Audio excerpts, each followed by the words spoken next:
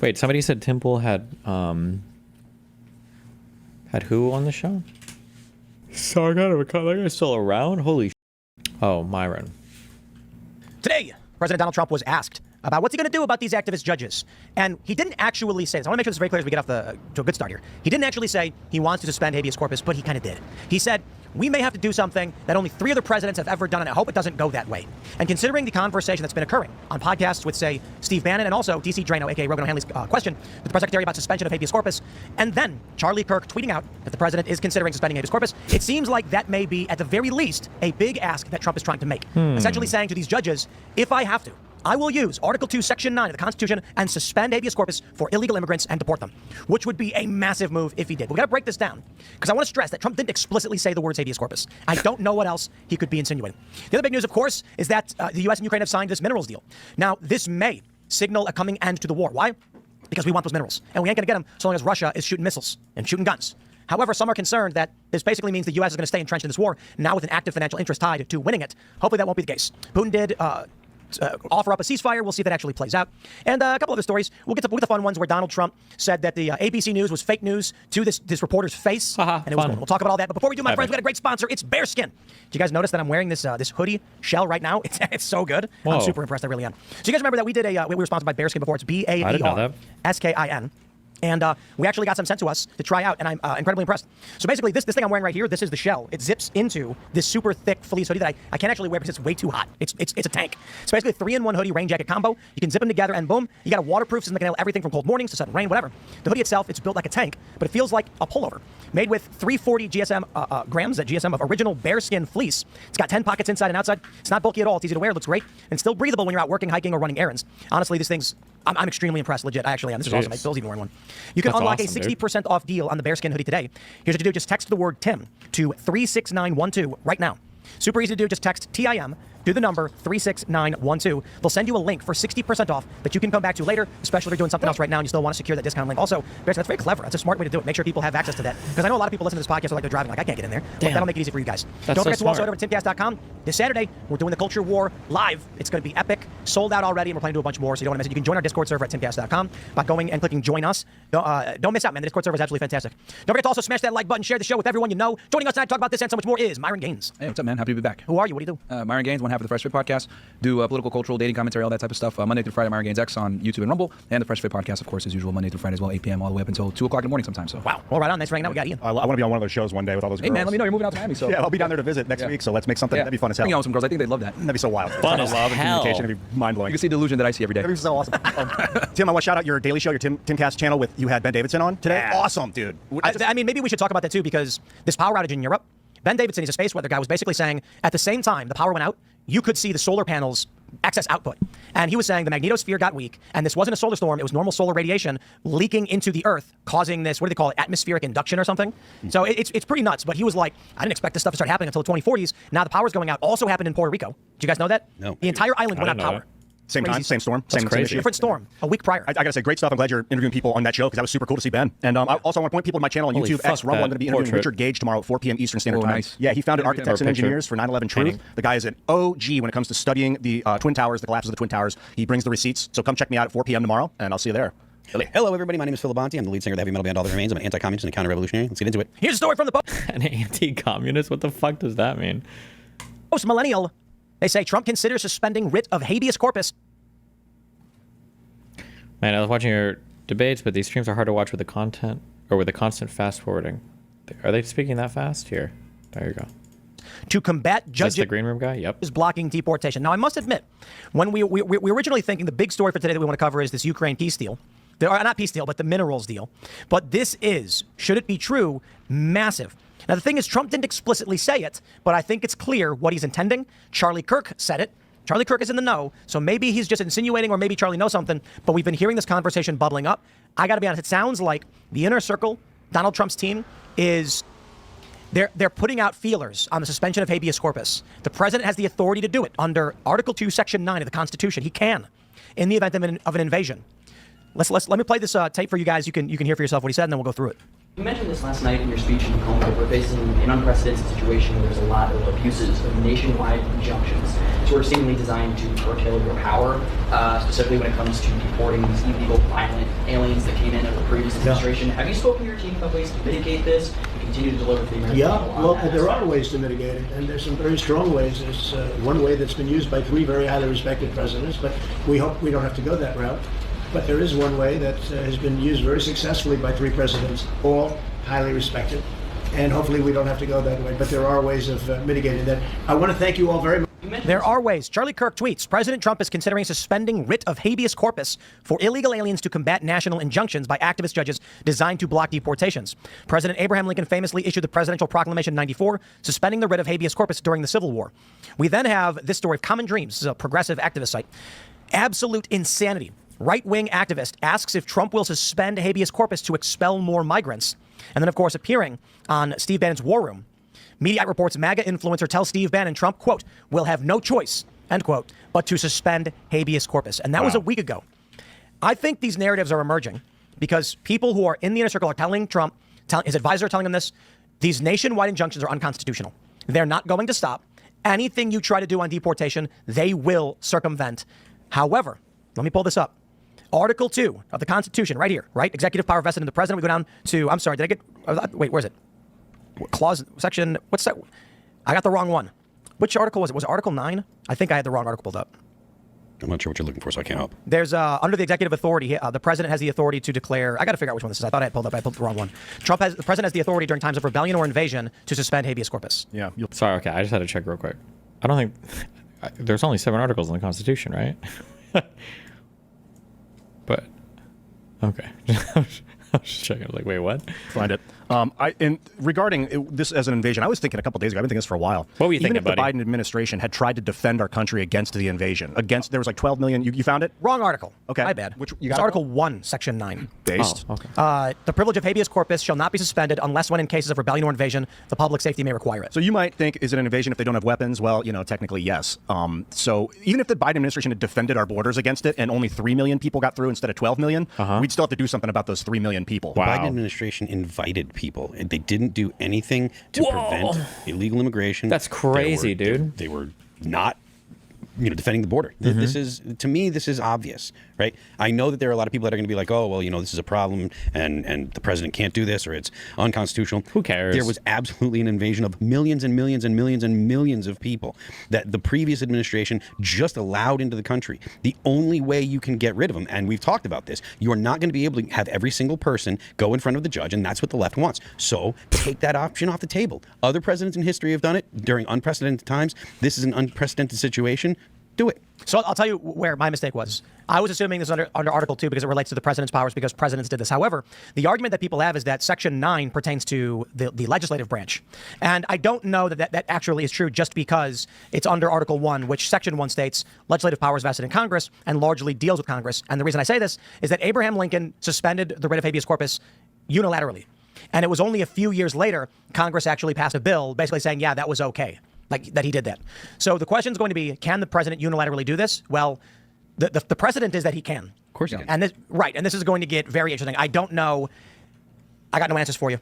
We can't exist in a country where you can let in 20 million illegal immigrants and then Trump can't use standard deportation powers. Right. If it happens again, you just can't. It's not even just about Trump. It's about the following administration trying to right a wrong that the previous administration did. True. They neglected to do their job.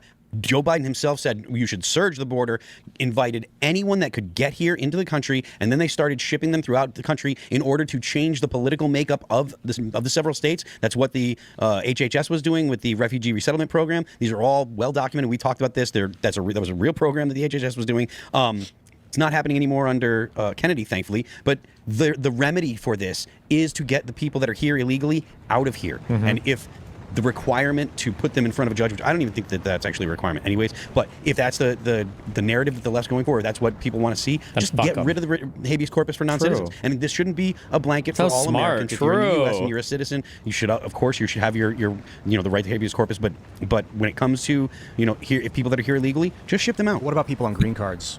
Who cares, legal bro? visitors. Well, those people wouldn't be subject to deportation for being here illegally. If they had habeas corpus stripped, if only citizens remained with habeas corpus, what would that mean exactly for people that were here on a green card? No one knows and I no one think the cares, State Department dog. could come up with a solution for that. Yeah, But we'll if figure it the state out. would say, okay, you're here on a green card, then okay, you can stay, because green cards are something that are green cards are at That's the a discretion of the State privilege. Department. Yeah. So like a visa? Those are also at Someone's the, here on a visa? Those are also at the So they would- discretion. But so if the habeas corpus was suspended for a human in the United States, what would that mean? They have no civil rights? No, that just means that means to deport them, they don't have to go in front of a judge. What other rights do they So lose? this means specifically one thing. Illegal immigrants right now can be subject to expedited removal. They'll go before judges. Wait, how did he? This guy's Ian, right? Did he know more about habeas corpus? Means you can be arrested for no reason or any reason, and you don't have to have charges read to you, not just have for no deportation. civil rights? No, that just means that means to deport them, they don't have to go in front of a judge. What other rights do they So lose? this means specifically one thing. Illegal immigrants right now can be subject to expedited removal. They'll go before judges. That's just not a thing that happens. An ICE agent can see a guy and say, we have reason to believe that you're an illegal immigrant. You have paper, you have an ID or whatever. If the suspicion rises to probable cause, then they can detain you for longer and try and figure things out. Why are Dems pushing for the assault weapon ban now? I don't know. It was like one dude I saw. I don't even know who it was. I have no fucking idea. I have absolutely no fucking idea. Hopefully it's a troll and it was like some epic bait and they're going to show us how it's an epic bait, but I have no idea why they would even try to. It's like the most divisive issue for Dems is to start fucking fixating on guns. I hope that was just a meme by that one congressman. Meaning, do they think your documents are forged? But let's say what typically happens. A guy comes in, they say, what are you doing? They say, I've Adam come here, Schiff, you know, yeah. I don't have any paperwork or whatever. Okay, expedited removal. That means we can get you out of here ASAP. You don't go before a judge. That's most of the cases. That's what 25 Obama was doing rockets at a time? to the tunes of millions.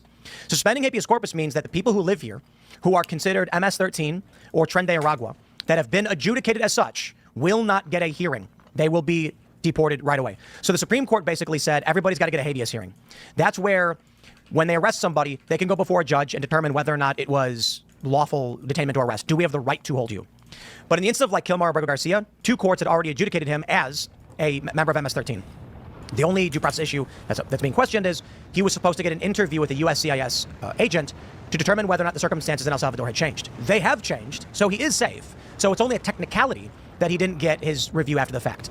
Trump administration could probably do that review and it would be over, and they could even do it from here, from the office, without interviewing the guy. They just be like, we review the circumstances of El Salvador. He's fine. He's safe in prison. Have fun. So this, oh, sorry. No, that's it. So this is kind of a sticky situation because I see the arguments that like Phil's making where it's like, hey, look, the Democrats created a big problem for us. We have all these people that are here illegally that, quite frankly, we don't have the infrastructure to properly get them in front of immigration judges to get, some type of proper, adjudication. But at the same time, I also see the problem where you can have people where won't be able to see a judge in their case, right? Like we can look at some of the people that are being, arrested by ICE for, their comments against Israel, right? The anti-Semitism laws that they push, like the girl that wrote the op-ed or Mahmoud Khalil, whatever, where they're not going to get due process. So I see both ends because there's people that need to be removed that are here illegally that, you might need the suspension of habeas corpus to kind of get things through because we don't have the immigration infrastructure to deal with it. But at the same time, you do have a good amount of people, or you do have people that do have valid cases where they need to go see an immigration judge. So it's a very difficult situation where you're kind of damned if you do, damned if you don't. And it's tough. It really is tough in this situation because there's people that quite literally need to be removed, and honestly, they don't even get a right to a judge because they've been ordered removed by an immigration judge. And then you got other people that kind of have to go through the process and see an immigration judge. There's no answer. There's no clear-cut answer here because every case is different. Well, what I mean is, you've got TDA, you've got MS-13, and you have 20 million illegal immigrants that flooded the country. 20 million. They are doing everything in their That number power gets to higher every time they bring it unconstitutionally up. block Trump. The problem is Trump can do nothing and then be unconstitutionally blocked, or he can declare, as Abraham Lincoln did, we're going to suspend habeas corpus for these people under the Alien Enemies Act and deport them to El Salvador. Why is he doing that? Because Venezuela will not take back their TDA members. The people from Venezuela who were released from the prisons and kicked out of the country, many of Tren de Aragua, Venezuela basically said, screw you, we won't accept your flights. So where do we deport them to? Trump cut a deal with El Salvador saying, hey, we've got criminal gang members from Venezuela. Venezuela won't take them back. El Salvador said, we'll take them, but their criminal gang members are going to jail. And Trump said, okay. Supreme Court said they got to have a habeas hearing before you do that.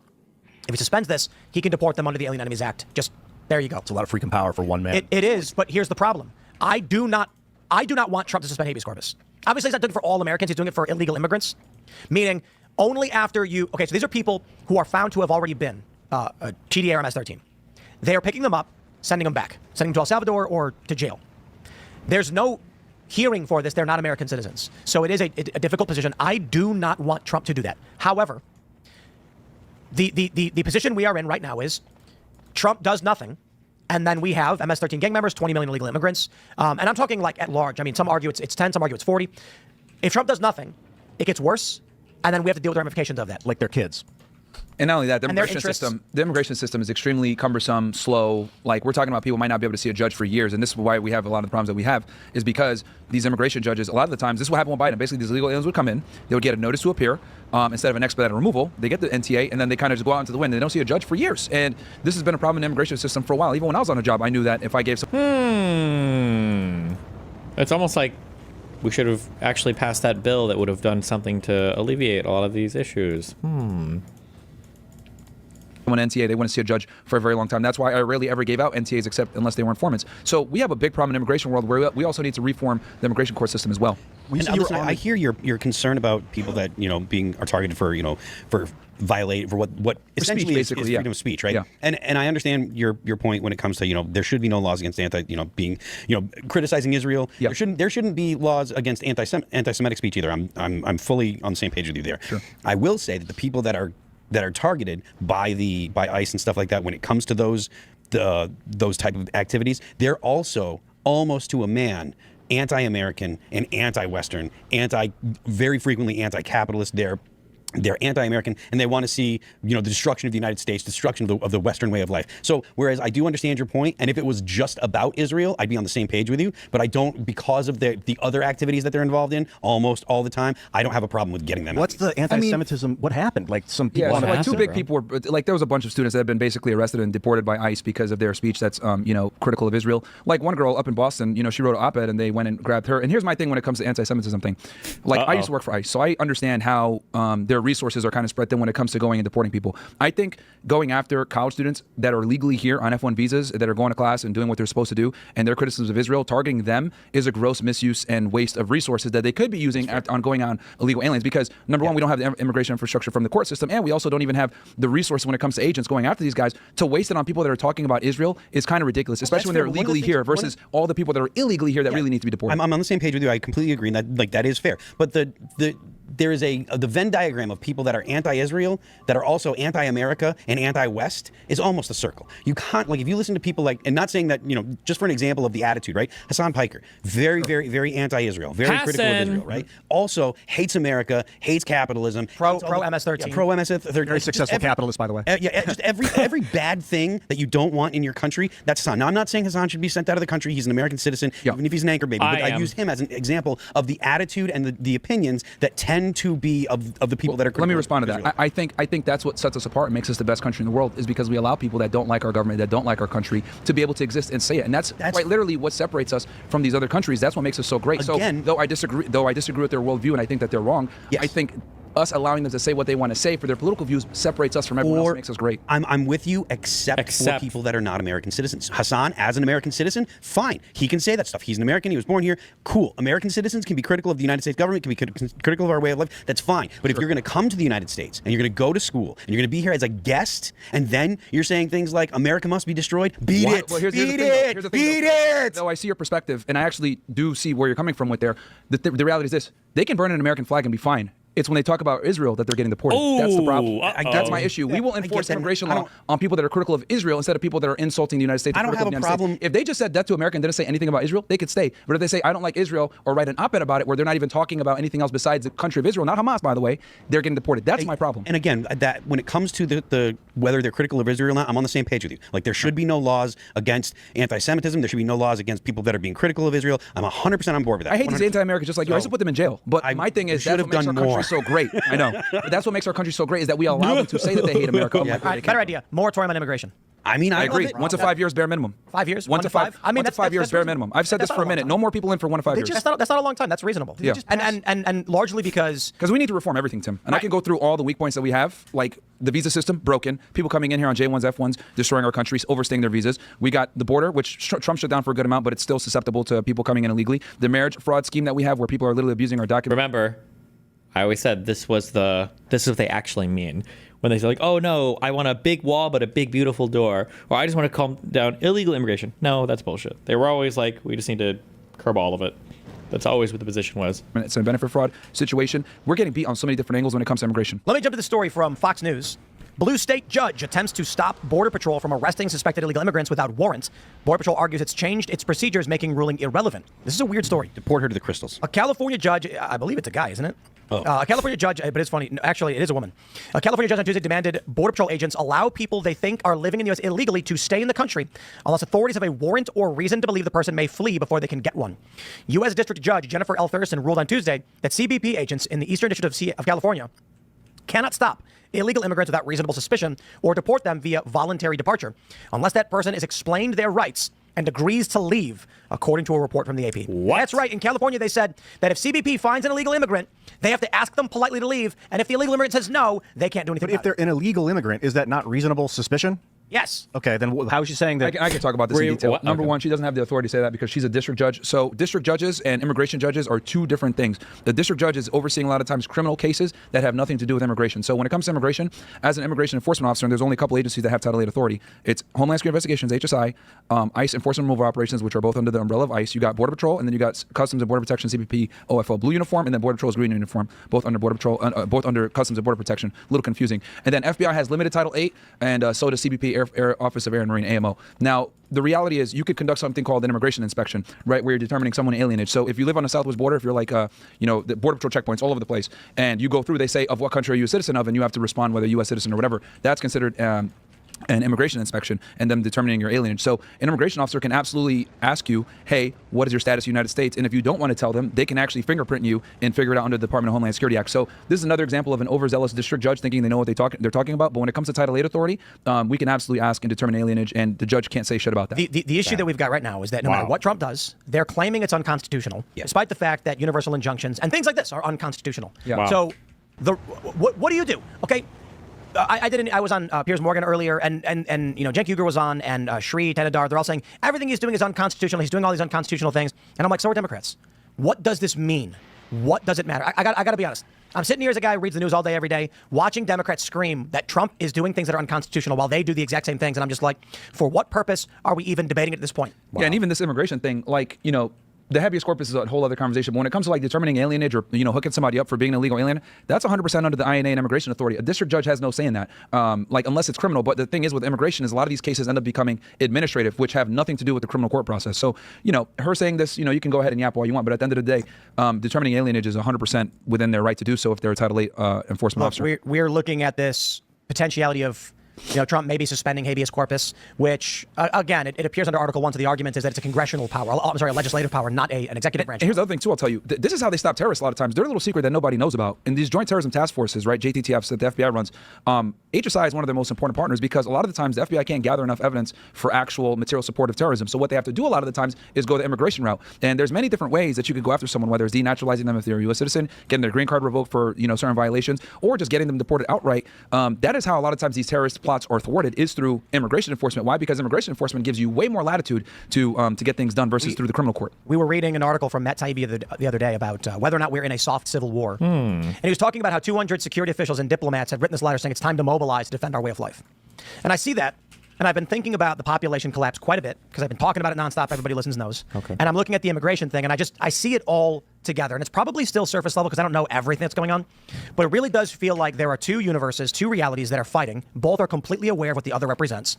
The Democrat side is the law is what we deem it so. True. These are the textualists of the Constitution. It's just whatever is written there as we interpret, as opposed to what did the founders mean. And their worldview is... I think he just used textualist completely the opposite way, but okay. There's not enough people. That's a good thing because climate change is a bad thing. And you shouldn't have kids. You should get abortions. But also, we're going to open up the border and flood the country with millions upon millions of illegal immigrants, which will fundamentally alter the moral tradition and foundation of the United States. Damn. Then there's Trump. America is great. We have these structures in place. Here's what they mean. Here's what they meant. And we will use what powers we have to defend this country. The problem is both sides represent... There's an end to the United States. And it's not that Trump is doing something or, I'll put it this way.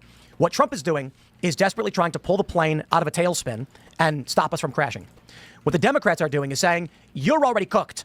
We're going to flood this country with people. Otherwise, the system crumbles anyway. And we're going to transform it into something else. It's going to be a global country for all people, multicultural with open borders. And Donald Trump is saying, keep America, America. Wow. But there's not enough people. So brave. So I bring this up because thinking about what this judge is doing, Okay, it's psychotic. Like as you mentioned, judge can't do that. Yeah, But she this is- doesn't even have the, yeah. This is not the first time we've seen a judge basically say, I can say and do whatever I want. I believe it was Judge Boasberg who said that he had equal powers to the president. Insane. What? Absolutely does not. It's absolutely definitely untrue. said but that. they I'm sure he don't did. care. And so the issue is, whatever's going to happen, you've got two distinct worldviews that want control of this country, and they are headed for a collision course, whatever that means. And the other thing too, right, is like, so, and we were talking about this earlier, like the problem with a lot of these liberals and these Democrats is like they're trying to paint Trump as like some crazy fascist or whatever because XYZ. Like the perfect example of what went down in Minnesota or Milwaukee, wherever it was, with this judge that tried to block these agents from arresting this guy that was illegally here, right? I saw every big left-wing political commentator, so this is fascism, look at this, Trump is arresting judges, blah, blah, blah. But the reality is that judge broke the law. I mean, if we're going to go through it, that illegal alien that was there, and I'll go through this nice and factual so everyone understands, and I literally can debate any liberal on this because they don't know immigration law and they're stupid. It's very simple. Yeah, let's go through this because every single one of them gave this same exact talking point. He's arresting judges now. This is fascism. Okay, here are the facts. This guy was arrested back in 2013. Facts I think time. Flores Ruiz is his last name. He was arrested back in 2013. He was arrested in Nogales, Arizona, right on the border. He was brought in. He got caught. Border Patrol gave him what's called an expedited removal. E-bar. That is good because they get deported within 2 weeks. They don't really see an immigration judge because they got caught on the load. They're not supposed to be here. Inadmissible. Boom. So that means he can't come to the United States. He comes back in again. He gets caught. He gets arrested for domestic violence and he goes to see the judge. Immigration obviously is aware of this. Maybe there was a detainer put, whatever, but they know that he's here illegally and he's there. He's at the court thing. Okay. Yeah. Was the victim a man or a woman? I think it was his girlfriend or wife. Okay, 'cause Misdemeanor domestic violence, basically. On Fox, they said he beat a man. Okay. But then a separate time, they said that there were two female witnesses there seeking justice. So Okay. I know it was a misdemeanor crime of DV, either or. So people are getting mad, right, saying, oh, well, because then what happens is this is very important. So the agents go to the courthouse and they are talking with the bailiffs. Hey, look, we're here to effectuate an arrest. This guy's coming here, etc. The guys say, okay, cool, whatever. Now they're giving a courtesy by even saying why they're there. They don't need to tell them why they're there, but they go ahead and they say there. Then they wait outside the courtroom.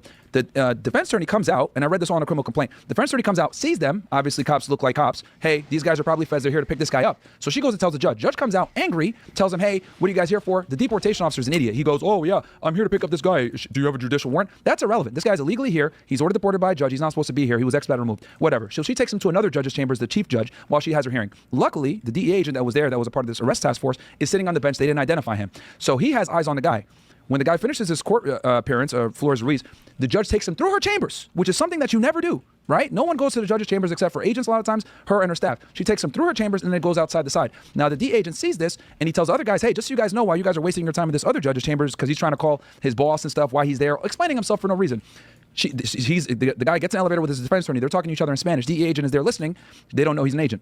They get outside. He's telling the guys, hey, come outside. He's out. He's out. So they go out and they identify themselves. Foot chase ensues. They go and grab him. Now, here's the problem. The reason why they go to the courthouse to do this stuff is because they know it's sanitary. They know he doesn't have a gun. He doesn't have a weapon. It's a safe place to effectuate the arrest. We do it all the time. I used to do it all the time, right? So when this judge purposely took him around the side, didn't let them be there and make their lawful arrest that they were supposed to make, she obviously obstructed them. And I would argue 8 U.S.C. 3024, anyone could look this up. There's a substatute in there which entices or enables aliens to stay in the country illegally. Now here's the other thing. Where people say, due process. He shouldn't even have been here in the fucking first place to be able to commit that domestic violence. So there is no due process for him because he was ordered removed. There's another question for a federal, outside of immigration, in that this is a man facing criminal charges. Yep. Ignore immigration. Let's say a guy, an American-born guy, his name's Cletus, and he mercilessly beat his wife. And he comes to the court, and his wife is there with her, mom, and they're crying, and they're like, look what he did to her. And the judge goes, I'm going to sneak you out of here. And then takes this guy accused of mercilessly beating his wife, shuffles him out the back door and says, run for it. Yeah. That's a crime too. Yeah, it is. So outside of immigration, there should be other federal charges on this. And the thing is, like with these guys, they're being really nice, very polite. Because I get it. You're there in a state court. You're there to conduct an arrest. You don't want to create problems. You kind of want to be able to do this later on in the future. But the judge got in the way and obviously obstructed. So 100%, she's in the wrong. She deserves to go to jail for that. And all these, Democrats are going wild because literally, dude, it's like they all gave the same talking point. Trump is a fascist. He's arresting judges now for doing their jobs. They're standing up for due process, blah, blah. But what they don't understand is that guy didn't deserve due process because he shouldn't have been here in the first place. No. The Democrats don't get this. Hold on. This is the gaslighting. Okay? Be careful about Everybody the guy that deserves due gets their due process process. point. Yeah. Due process does not mean criminal trial. Due process, legally defined, is the fair treatment under the law. Illegal immigrants get fair treatment under the law. Yep. An ICE agent will stop them and say, I have reason to believe you're not a citizen. Can you show me some ID? If they can't, they say, okay, come with me. We're going to come and check out who you are. Turns out he's not a citizen. Expedited removal. You don't even go to a judge. Well, here's the thing. If you got ordered expedited removal, I don't even got to do all that. I just take them. And that's what I'm trying to say. you Like gotta put 'em on a plane, though, right? Yeah. But the ICRO guys that were there, like, look, I get it. They were trying to be polite and professional, but honestly, they didn't even have to let him go to court. If it was me, if I was there and I was leading that team, I'd be like, I'm just taking him. Like, this judge is being a pain. She's trying to distract us. I'm just taking him. You guys can't do anything about it. This is the important thing here. The media, I believe, has successfully gaslit the Trump supporter base and conservatives into believing that due process means jury trial. Oh yeah, due process might be no jury. It's whatever the righteous legal path forward is the due process. Exactly. Whether that's trial or no trial. So now I'm hearing from all these conservatives saying he shouldn't get due process. No. No, they should all get due process. What is fair to someone who illegally entered the country for us to quickly send them back? Honestly, his due process is you're under arrest for being here illegally. could argue That's his due exactly. If a process guy- because he's already been removed. And like, again, this is why, and I don't blame people for not understanding this stuff because immigration law is very nuanced and complicated. So unless you worked in it, you're not going to know this stuff. But the reality is, like, for all these liberal talking heads, like, they don't know what they're talking about. And I could debate any of them on this. Like, the guy shouldn't even have been in the courtroom in the first place and gotten this due process that they're crying about. Shouldn't have been here, was ordered removed, got an expedited removal, cooked. I'd argue if a dude attacked a police officer and with a gun and was threatening and going to shoot and kill the police officer, and the police officer shoots and kills the guy got his due process. That's exactly what was supposed to happen illegally to the guy if he was threatening the life of a police officer. Not quite. That's a form of due process. Well, you know, I'm gonna half agree with Ian. I understand the point he's trying to make. Yeah. That are you treated fairly under the law? And if you're a dude who's threatening to murder a cop, and the cop, seeing a threat to his life, defends himself, you were treated fairly. You're mentioning for debate. Myron would debate me on this, but I don't debate the arrest on that judge, dude. I think that the arrest was probably okay. Or can we not come this way? Are you serious? Also, bro, these rockets suck. I think that there might be arguments against the arrest just from like an optics point of view, that they maybe shouldn't be arresting the judge because it kind of looks bad, but I don't think I would ever defend that judge's behavior there. So Under the law, it's a tragedy, but you created that circumstance. Yeah, Nope, and does I not also mean want to say jury here trial. too, it's very important when, and again, I'm speaking about this in immigration. This is why, like, when it comes to like the anti-Semitism stuff, that's a bit different because these people were legally here and they're kind of using some nuanced laws to try to justify removing them. But with these other individuals, like this guy Ruiz or whatever, like he was literally removed, and an immigration judge already deemed them as like, you know, you have a final, what's called a final order of deportation, which means you don't even get to get it, like you're cooked, like you get deported anytime an immigration enforcement officer encounters you.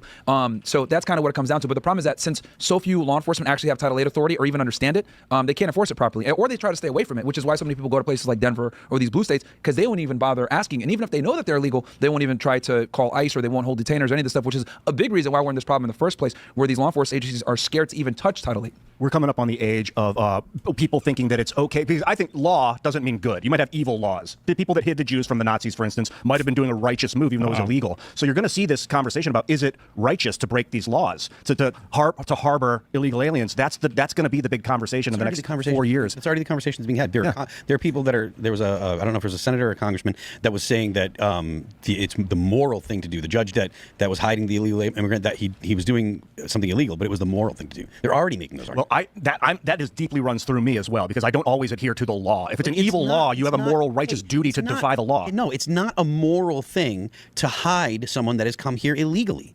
That's immoral. Because think about this though. What if the laws get changed and now it's illegal for some other thing that's like that really shouldn't be illegal? You could come up with all kinds of hypotheticals, but the fact of the matter is, the people that have come here illegally, the intent is to dilute the voting power of the existing American citizens. It is not moral to allow them to stay and harm the American people by making their vote have less power. And there's also a very illicit industry that literally runs off of this. It's called at USC 3024. It covers human smuggling and also harboring. Like, there's stash house operators all over the country that literally hold groups of illegal aliens there and get paid a lot of money to hold them there. It's almost like it's actually more lucrative than drugs in a lot of ways. Yeah, because you can when it comes to a child that's being sex trafficked, that child can be raped 10 times a day, as opposed to sell whatever some coke and they'll take. Yeah, human smuggling is a very lucrative business. And the thing also that I need people to understand when it comes to like illegal aliens, a lot of people say, well, they're just trying to come here and find a better life. What people don't understand is, okay, let's assume they're coming in here and they're trying to live a better life. They're still funding and help.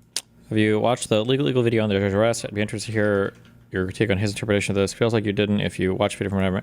Everything I said before comes down to, bro, come on. How are you supposed to stop these fuckers?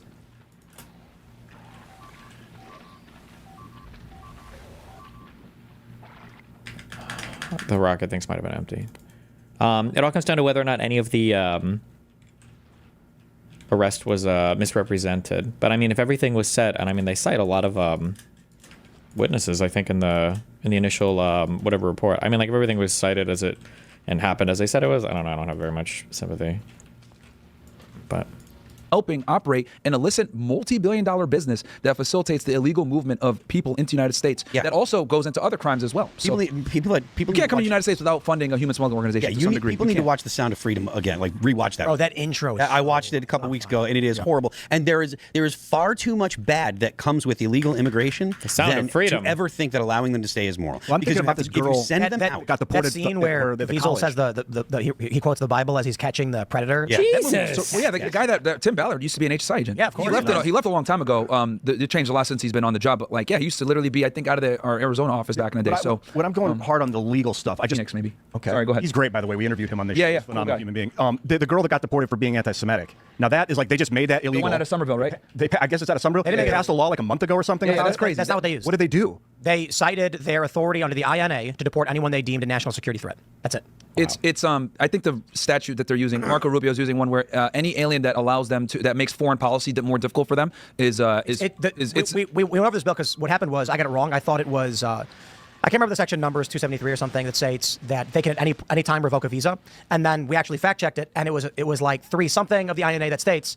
I think it's a foreign policy one. It's under 237A of INA. It's something like that. Yeah. The specific provision is if they pose a threat to U.S. national security. And that's like if someone's like, I don't like the way Saudi Arabia is cutting people's hands off. They're like, well, we need Saudi Arabia to defend the Red Sea and the Gulf of Aden. So you're a national security threat by saying that out loud. Now that example, right? I would agree with you because they're going. So that's not a good thing for American free speech because you have the right to criticize Israel and Saudi Arabia and any of these. Foreigners do. Even if you're at war, I mean, technically you're supposed to still be allowed to at war. Yeah, there's case law that protects foreigners. I am not ever going to be okay with allowing foreign people to come to our country to dictate by protest what we do. Oh, how are you of all people?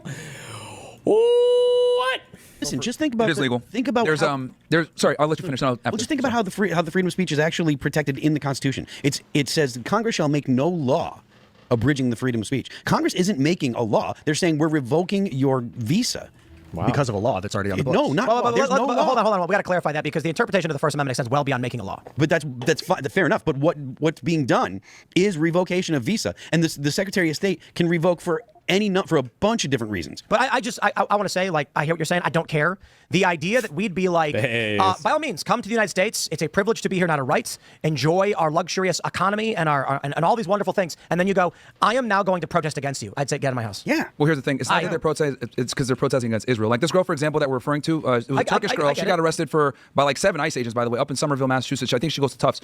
She got arrested for writing an op-ed that was critical of Israel. She didn't mention anything about Hamas. She literally just talked about boycotts and how she doesn't like Israel and how they're killing people. And she got arrested for that. And I think that is a problem. And the U.S. even though she's not a U.S. citizen. So we had this guy, Pisco Liddy. We were debating this. Pisco. And I asked him, is U.S. foreign policy aligned with Israel? A lot of the times it is, or we try to force it to be. It is. For their benefit, I yeah. mean, surface level it is. Yeah, okay. sure. Is it a threat to our foreign policy to allow college students to come in and start proselytizing, advocating, or protesting against one of our allies in the Middle East? It's a threat to Israel, not to us. It's a threat to our foreign policy. Which is dictated by Israel. Which, I mean, if you want to make that The point is simply this: we can get into the deep nuances, but that's not what matters. What matters is it's love legal under the Israel. law. I understand That's what you're what saying. matters. It's selective enforcement, and I'm not a fan of that. Yeah. Like just because some chick wrote an article, they're saying get out. Oh come on, there's a lot of articles written by a lot of people who are against our how many people have been deported because they're critical of the war in Ukraine? They came over here on a visa and then said we shouldn't be funding or being involved. They're not getting deported. So Yeah, they're not, yeah. Look what happened to Gonzalo Lira in Ukraine criticizing the Ukrainian He got government. killed. He got Oh killed. my God. The point Rest in I'm peace. making is, Coach Red Pill. if Rip. somebody came into my house, Sure. and More they like knocked Coach on my Red door and Pill. said, "Hey, I see that you guys are having a pizza party. Can I come in?" I'd say, "You know what? You pitch in for the pizza. You can have some pizza and hang out with us, but you're not one of our roommates, so just be nice." They walk in, kick their shoes off, sit down, and then look at one of my roommates in the face and say, "That guy is a disgusting piece." I'd be like, "Get out of my house. You're a guest here. You have no right to come in here and say these things." No, I see, but here's the thing: they kind of do, though, right? And there's case law out there that allows people that are foreign nationals to have, politically protected speech. And again, she was here legally. She came here. She's a student visa. Again, I don't agree with a lot of these liberals, They can but revoke their visa for whatever reason. The INA literally. though? Yeah, Who's but we? The U.S. The Secretary of State Secretary has of State. unilateral Oh, God. authority under the INA to God. revoke any visa at any time at their own Since discretion. how long has that been going on? 17 something. I guess. I yeah, don't know. he's using he's using the statute under 237 to deport them because it makes it harder for him to, as Secretary of State, to run foreign policy. That's like the statute they're using. And look, if that's what he wants to try to use, you can make the argument that is completely antithetical to the First Amendment because there is case law out there that shows that, foreign nationals, Bridges versus Wixon, if I'm not mistaken, people could look that up. Very similar case where someone who was a communist or alleged to be a communist was protected. They were a green card holder. They're protected from being deported because of their political speech. And I would argue, you can make the similarity because communism back then was what terrorism is today, which is what they're trying to use, that she was a Hamas supporter, even though she didn't mention Hamas at all in her op-ed. Right. They've been saying that these people are aligned with Hamas. I think that's ridiculous. Yeah, they're just jumping to any conclusion. You're critical of Israel. Say they're critical of Israel. They keep saying anti-Semitism. No, you're critical of Israel. Yeah. But so I understand what you're saying about selective enforcement. I still just, I'm. You just have an issue overall with people, whether it's anti-Semitism or whatever. Your thing is you just don't like them coming in and being able to say whatever they want to say as guests. Well, it makes That's me your think of the argument, right? Japanese internment camps So in World War II. let's see your perspective. So hold on. Let's clarify this. Yeah, sure. There are certain things you don't do as a guest. Right. Sure. So if I lived in a house with a bunch of criticize roommates and we were arguing over the Israel. dishes and who was supposed to be doing them, well, we all live here. We all pitch in. We're all paying rent. It's our problem to deal with. If some dude showed up and then every day, he's now sleeping on the couch. Okay, I don't know. We let him crash here, and now he's causing problems. He's basically yelling about what he's getting involved in the debate and the argument, and I'm like, dude, leave. You're a guest in this place. We can deport whoever we want. I believe that we should be focused on American interests, not Ukraine's interests, not Afghanistan, not Israel, not Sudan, not Taiwan, not Pakistan or India, not Tibet, whatever. Okay? Yeah. We should secure our borders. We have to deal with this population crisis that we got. That means we need Americans to start focusing on American tradition, rebuilding our culture.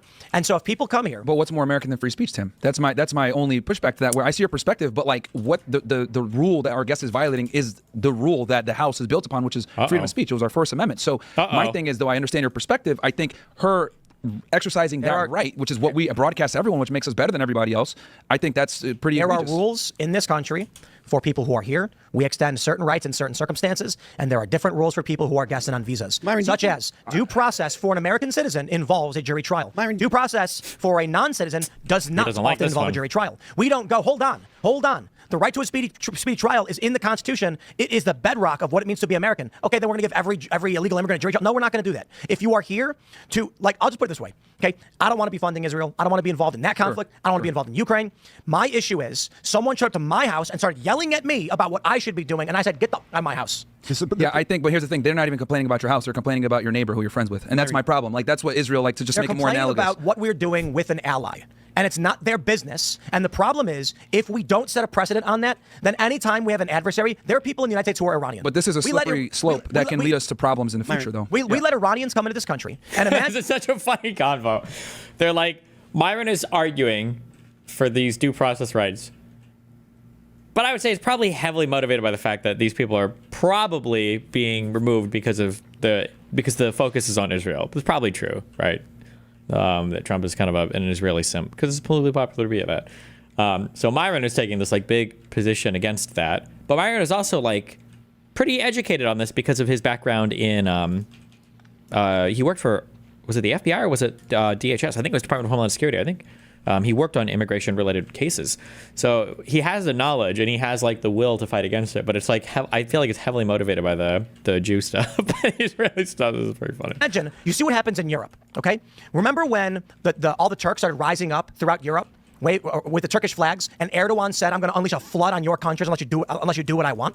This is the problem with allowing foreign ideologies to come in and get entrenched in your country. So we can all talk about the glories of the Constitution, and I'm going to say, great. So we can flush ourselves down the toilet as foreign adversaries and interests that are opposed to ours come in and start changing the shape of our country in ways we don't like. And now, what do we have? With all due respect to Ro Khanna, I think he's a good dude. I think he's wrong. Uh-oh. I believe that he's morally correct of his own worldview to fight for what he's fighting for as it pertains to immigration. Why? He is the children of immigrants. I believe he's an American citizen. I believe he was born here. Well, I agree with you on immigration. But let me tell you about Ro Khanna. Let me tell you. Ro Khanna I believe his parents were immigrants and he was born here. Mm-hmm. He's a very nice guy. He's reasonable. He tries to communicate, and I can respect that. But because of where he comes from, his moral worldview is antithetical to the American moral tradition. Damn. I'm not saying he's a bad person. I'm not saying that he's doing anything criminal. I'm saying his moral worldview is correct based upon where he comes from. He says, my parents were immigrants. My parents fought hard to come to this country. I understand what they want and why they want it. I'm going to fight for those values. Well, I was born in America with multiple generations going back hundreds of years, save my grandmother who came from Korea. I have all of these family Okay. Well, okay. members coming hundreds of years who fought in a revolutionary war, who fought in a civil war, and whose moral traditions have landed with me. On which side? And so what I say is, I understand, Ro, why you want to fight for illegal immigrants, but you came to this country, your parents came here, and you are now a citizen. You have access to everything we offer you because we are nice. We are good people.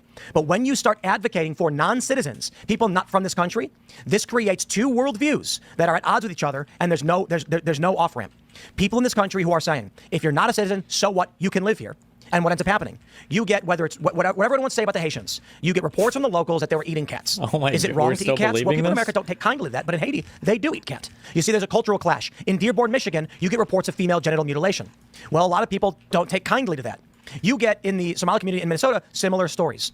So the people who are born and bred and raised in America, who are sitting beneath trees their ancestors planted, our focus on what we are going to build for this country is rooted in a long-standing American tradition. We all know the lesson to the Native Americans. The left can bring up all they want. We get it. Colonization destroys civilizations and communities and all that stuff. We don't want that to happen to us. The simple version is this. If we prioritize the speech rights of non-citizens and people who are guests in this country, if we prioritize the rights of illegal immigrants, this country will evaporate. I don't think you need to prioritize their rights. You just got to protect them. No, Yeah, but hold on. I No, agree no. with you on that, Tim. But my thing is, she's legally here. She's making speech not even against America, rather Israel, and she's being deported for that. Like, I get it, but Guys, we it don't- doesn't we change don't- it. She's threatening our trade routes in the Middle East with. sorry, you're going to say something. But look, we don't protect all rights for foreign people that are here. You can't buy a gun if you're not an American citizen. So the idea that we protect all rights and the Supreme Court Court as a green card holder. Supreme You don't have to Court, be a citizen. Supreme Court has said that the Second Amendment is not a second class. I'm just going to say this. You know, Uh-oh. I'm He's sorry gonna to say interrupt it. you, but like it's a super chat from this dude, Blackest Panther, saying, He's mad. Why are you, Tim? You're logically inconsistent. Why are you more likely to be deported for burning an Israeli flag than an American flag? Yo, I don't care about your retarded obsession with Israel. Yeah, it's not that- Shut it's- up, it's- you Israel obsessed morons. It's about the trade I don't routes. care. I don't care. I don't care. Stop. I don't care if it's Ukraine. I don't care if it's Israel. I don't care if it's Afghanistan. I don't care where you're from. I don't care if you're from Japan. If you're from Japan, you come to this country and they start protesting and declaring that Americans should change our behavior for you. Get out. And you know, I got to be honest. When I hear people defending non-citizens coming in and trying to dictate American governmental mad. policy, they have no They right set to do them this. off. And then they say, well, but it's because Israel. Okay, I get it. You're obsessed. Your brain is rotted from your skull because the only thing you think about is Israel. I care about all the countries that are trying to negatively impact the United States. That have we've got to deal with Venezuela sending people from their prisons. Now I know it's semantic. They're not literally taking people out of prisons, putting them on a bus and saying go to America. They're releasing them and saying get out of the country, go there instead. We don't want you. And then when they come here, Donald Trump says we want to send these Venezuelan gangs and prisoners, former prisoners, cons and criminals back to Venezuela. They say no. So what does he do? He cuts a deal with El Salvador. These are criminals from Venezuela. You take them. We don't want them. The Democrats then say we're going to keep them here. And then you super chat, but Damn Israel. Democrats. This is why our country is being screwed over and mercilessly beaten. And it's why we're facing these catastrophes that we're facing, okay? Because of the myopic view of so many people. I do these debates and conversations, and they're focused on one super stupid... Let me put it this way. During Occupy Wall Street, one of the most amazing moments was when some guy stood up during the General Assembly and he screamed out, what is wrong with you people? The only thing we need to focus on is fracking. It is the center of all of our problems. And I thought, my God, there are people that live in bubbles. They only see one thing. That's the only thing they care about. Me, I got a bubble. I do. It's America. So if it's Wow, Venezuela, so brave. if it is Ukraine, if it is Russia, Iran, China, Israel, or otherwise, and they're negatively impacting us, I'm going to say, stop. I don't want to be involved in this. People need to focus on on the issue, and that is, we have a system of governance. We have a body politic. The American people, for hundreds of years, have built and they've planted trees whose shade they know they will not sit beneath. Wow. Blood and treasure sacrificed to make the greatest nation this world has ever seen. Over the past 30 years, our border has been porous, our manufacturing base eroded and stripped away, and now Donald Trump is doing what he thinks he can. And I say thinks because we don't know how it's going to play out, whether it be tariffs, securing the border, to try and bring back some semblance of a cohesive nation. I will just say it that way. I don't care if they're anti-Israel. I don't care if they're anti-EU, whatever it is.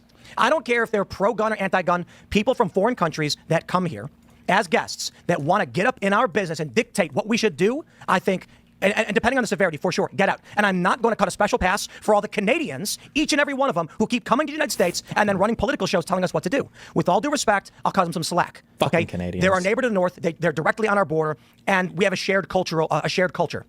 I understand why they're fleeing Canada, but I will say this as much as many other people have said it. You've got British people like John Oliver, and you've got a lot of Canadians, even conservatives, coming from Canada to the United States and then telling us what to do with our government. And I think there's a problem with it. So if they decide we're going to kick you out, I'm going to be like, Yeah, oh, well, again, just I think it's very important because the only country that has this influence, and I know you say, hey, well, why Israel, why Israel? The problem is that Israel has undue influence on our country. There's no other country where we are literally legislating criticism of them, like to deport people for criticizing it. Like someone can burn an American flag on a college campus and be totally fine, but if they burn an Israeli flag, anti-Semitism, they get deported. So I think that's why people are singling out Israel, because we dictate a lot of our laws based on them, and that's the problem here. Now, I agree. That said, I agree. Still, so they have okay, fair, but they have undue influence in our political structure, and to the point where they're legislating things to their benefit that we don't even get to enjoy as Americans, but we're doing for their behalf. So with this woman, understand. she's legally here. She wrote an op-ed against Israel, critical of Israel, and she's getting deported for that. Versus if she had wrote that op-ed against the United States, she would still be here. And I think that's the problem that people have. I completely agree it's a problem. I say criticize it fully, but that is no excuse for allowing someone to come to our country and try and dictate our foreign So I'm policy. talking about, okay, so we've got the Middle East. Israel's our eastern bulwark, our nuclear warhead to protect the Suez. We've got Egypt in the west. We've got Saudi Arabia's puppet states. If people threaten that hegemony and we lose that canal, that's what they're fighting. That's what they're trying to stop. It's similar to why I brought up the Japanese internment camps during the war. When you're in wartime, which we have been in the Ukraine, You take people, they did. I don't know the extent of what they did to the Japanese puppet states. Ian, citizens. you are correct about the Suez and the Red Sea and the Arabian Sea and all of that stuff, and I don't care. Well, I'm explaining why it's happening. No, I'm not saying I don't care about what you're saying. I'm saying I don't care about the Suez. I'm saying you are correct. I wonder about U.S. that. interests in this region, why we bomb the Houthis, is because we're so concerned about global trade, and this is why this is why we're allied with Egypt. We're dumping billions of dollars in Egypt because we want Jordan too. To basically pay them and all this Saudi money Arabia. to play. Yeah, we basically pay all these Arab countries, especially Jordan, Egypt, to play nice with Israel. And I do think it's important. A lot of people say obsessed with Israel, obsessed with Israel. I think it's not necessarily obsessed with Israel. Rather, we have a foreign country that has an enormous amount of influence and power in our country, where we give them certain, we roll out the red carpet for them in certain situations that we wouldn't even roll out for ourselves. And I think that's where people are having issues. My point that I'm trying to bring up is, and by the way, when it comes to immigration, I agree with you. I'm even further right on that. I think we need to have immigration moratorium. I think we need to stop letting people in. I think we need to keep America a certain demographic majority. I'm even further right when it comes to immigration. But my problem is that when people start to infringe on the First Amendment because of a foreign nation, that's my biggest gripe. the liberal economic. Listen to what Donald Trump talks about. He talks about the Gilded Age. He talks about the end of the 1800s. The liberal economic order was created to police the world, and they still want to, and they're addicted to it. Even people in the Trump admin with these strikes on the Houthi rebels in Yemen. It's an addiction. It is a fear. If we do not intervene, global trade will be negatively impacted, and the global economy can be harmed by Iran, who will gain more power, and the Houthi rebels. China will get involved. They're already trying to take the lithium deposits in Afghanistan. We can't allow them to do it. We have to be in control. Why? Why do we have to be in control? Now, I'm deeply concerned about unipolar Chinese Communist Party planet. I don't want that either. But the United States was prosperous and powerful before World War II. There's a reason why the U.S. got involved in World War I and World War II. And you can argue they were bad reasons. Just to be clear, the United States was absolutely not considered like a global huge superpower pre-World War I. That is not true. Nobody gave that much of a fuck about the United States, but okay. The reason for World War I, I think, Trump brought up, why we're even involved, because we have allies. We basically dragged into it to support them. World War II, relatively similar, but Pearl Harbor, we get it.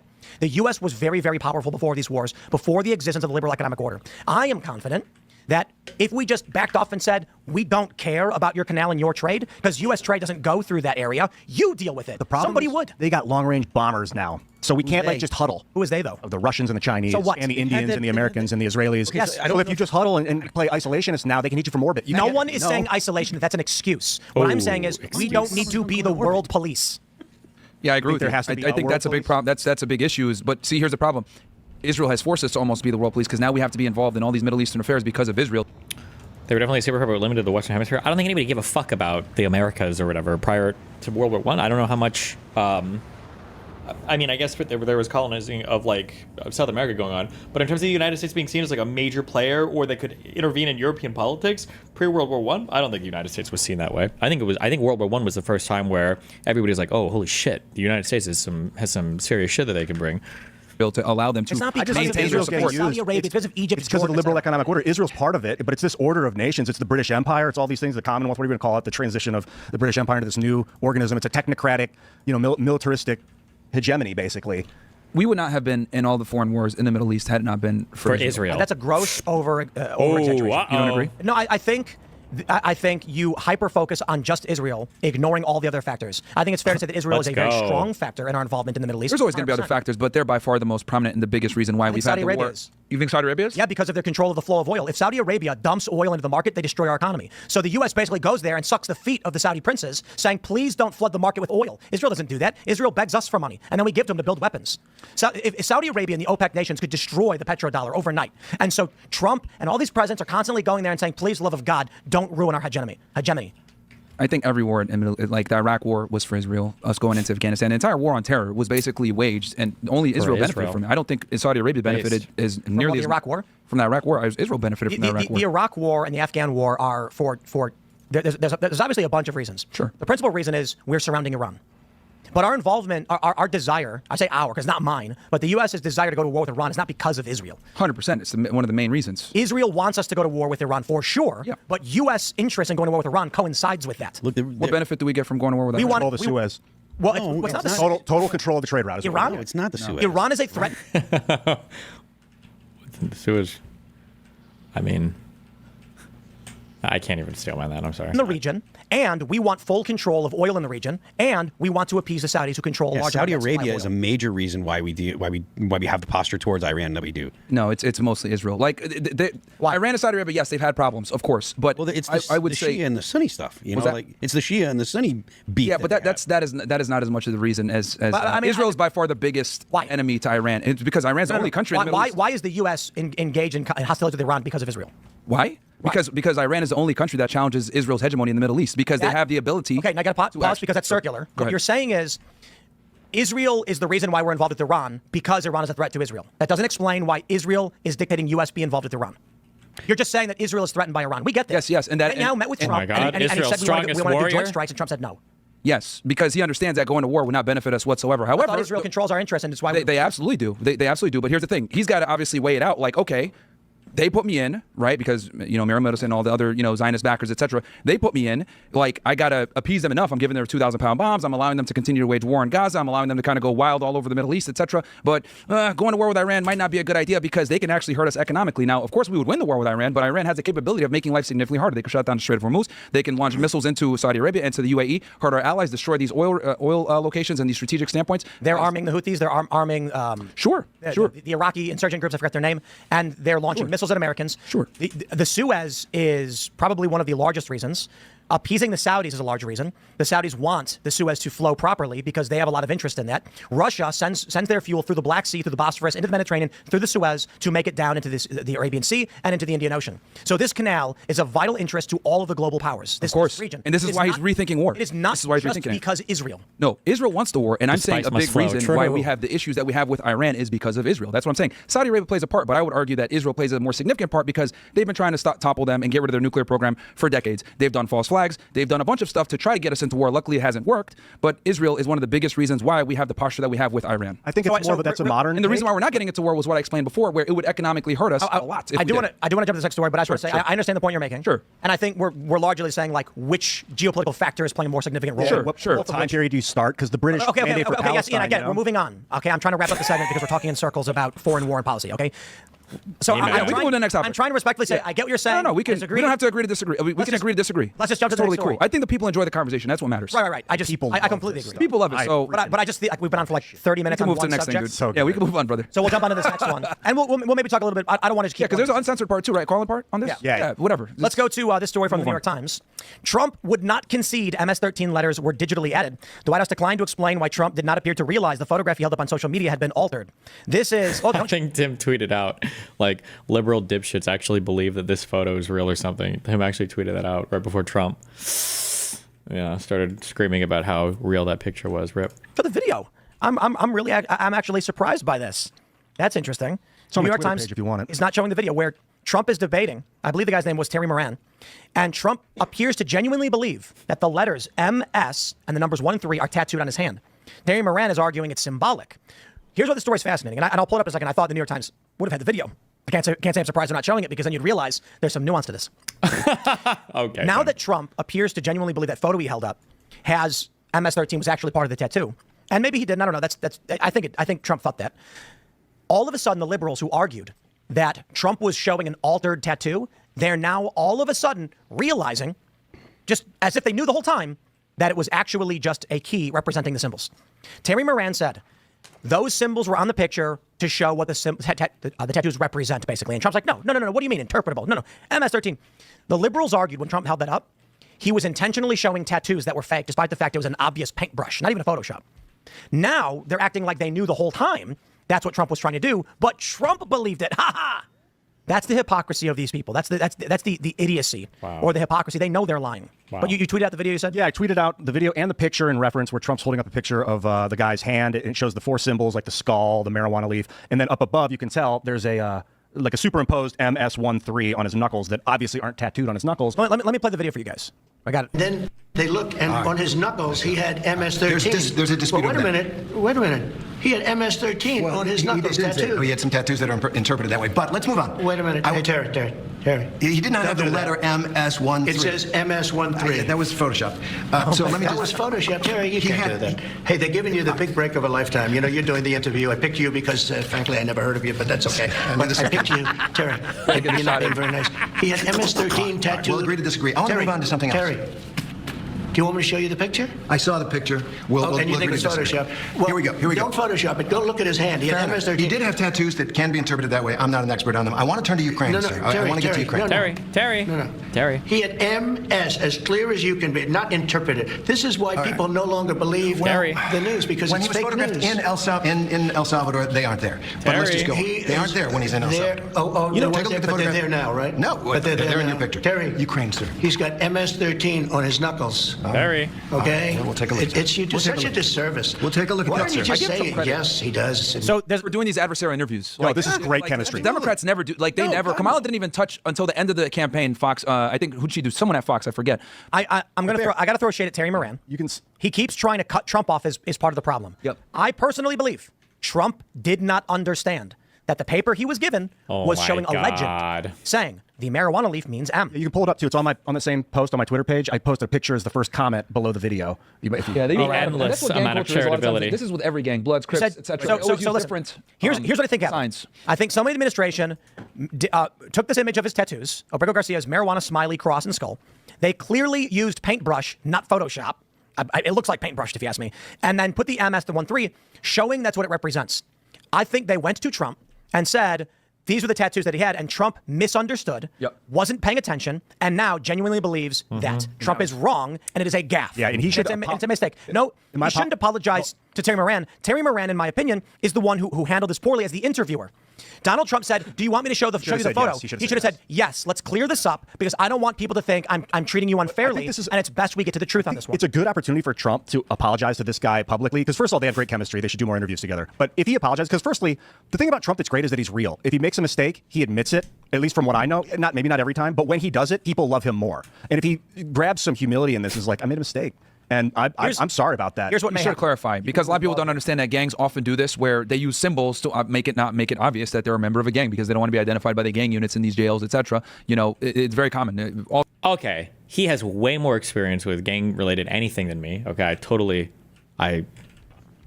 would defer to him. But I will say that it immediately betrays any kind of common sense that, why did you get this tattoo? To show that I'm in a gang. What does it mean? No one knows because it's a secret. Then what the fuck was the point of the tattoo then? Okay, all right. All gangs do this. Trump may argue he was speaking figuratively. I don't believe that. I think Trump genuinely thought the MS-13 was actually on the hand. But I would not be surprised, because it's going to be... Gangs do that all the time. I don't believe you. You're telling me that there are gangs that are huge gangs, that are well-known gangs, that have top secret tattoos that everybody has to get, and nobody else knows what these tattoos mean? I'm sorry, I just don't believe it. I would need to see some kind of like proof of that nobody knows what the tattoo, like it's a top secret tattoo that everyone in this gang has to get, but nobody else but the gang knows what it's like. I'm not buying that one, Chief. I would need evidence to that somehow. A lot of diehard Trumpers who are arguing Trump doesn't mean, he doesn't speak literally. Like, this has been a common thing. The media takes him literally on everything. Yep. Trump is saying, clear as day, the marijuana means S. What are you talking about? It's clearly on his hand. And the reporter is saying, no, it wasn't. It's interpretable. And Trump could be construed as arguing, interpretable, the marijuana, the smiley, the cross, and the skull is clearly MS-13. But he's like... But I don't believe that. Yeah, he's like, literally, there's an M, an S, a 1, and a 3. Literally, Terry, listen, there's an M on his finger. He's like blatant. Because what Trump should have done was clarified that, look, it doesn't literally mean MS-13. It means these are the symbols, and let me explain to you why, so the American public will get it. But obviously, the Democrats are trying to say, look, he's so stupid. They put Photoshop, and he thinks it's MS-13. Well, but I think Trump genuinely thinks the M and the literal letters are on his hand. Oh, okay. You think that he actually doesn't understand the symbology? Yeah, right now. Symbolism. But when he did this interview, symbolism. Sorry. Boondock Saints reference. Yeah, symbolism. Symbolism. What I think happened is Trump's a busy guy.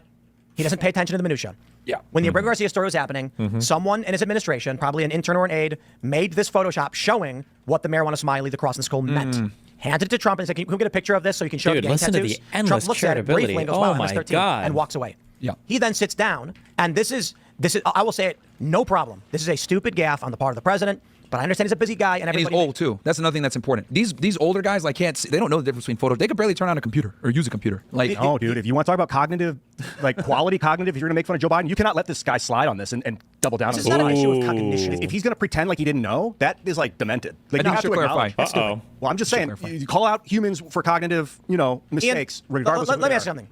Do you know what I say whenever anyone asks me about anything at this company? What? Like I don't know. No, that's close. That is one of them. Okay, anybody in the room right now, when someone says like, "Hey Tim, I need to get a new microphone," what's my response? Talk to the As long microphone as it's order talk guy. to you delegate the authority to whoever it is. To who? Allison. Yeah, Allison. So what do I say? Let's see what Allison thinks. Ask Allison. Yeah. And then So, I got her 90 when emails someone- queued up. I'm when- like, oh, God, when- sorry, Allison. So when someone comes to me and they're like, "Hey, we ordered those speakers. Do you know if they came?" I go, "Huh." I have no idea what you're talking about. And this is the thing is, because it's so high profile, I would say this is a low level Linneo. thing, but because it's such a high profile case, I think people would have expected that he knew exactly what he was looking at. Here's my issue. If you want to mock Trump because he thought that crude paintbrush was real, please do so. Donald Trump, this is a gaffe. There is no reality where Trump is going to be gaffe-free. He's a human being. He tweeted "Kafifi." Everybody knows. He sausaged fingers Twitter. Epic. It's funny.